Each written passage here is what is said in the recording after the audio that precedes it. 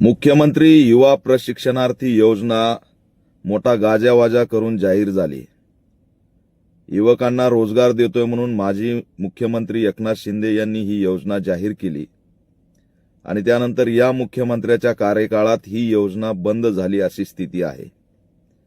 या युवा प्रशिक्षणार्थींना जो पगार मिळायचा तो थकलेला आहे आणि 36 जिल्ह्यातील हजारो तरुण नाशिकच्या गोदावरी काठी आता सध्या उपोषण आंदोलन करतायत। या आंदोलनाला ऑल इंडिया पॅंथर सेनेचा जाहीर पाठिंबा आहे आणि राज्य सरकारकडे आमची मागणी आहे की बेरोजगार तरुणांची थट्टा करणं थांबवा। तुम्हाला रोजगार द्यायचा नव्हता तर ही योजना आणली कशाला? या सगळ्या प्रशिक्षणार्थींचं पुढे करणार काय? यांना नेमकं प्रशिक्षण दिलंय कशासाठी?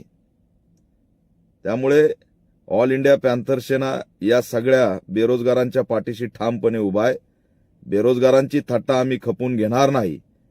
युवा प्रशिक्षणार्थींचं तात्काळ जी पगार थकली ती पगार द्या आणि ज्या आस्थापनेमध्ये त्यांनी प्रशिक्षण घेतलंय तिथंच कायमस्वरूपी त्यांना नोकरी द्या, तरच या योजनेचा अर्थ आहे। आज हेही कुणा सांगायला तयार नाही की नेमकी ही योजना चालू आहे की बंद आहे, नेमकी या योजनेची सध्याची स्थिती काय आहे।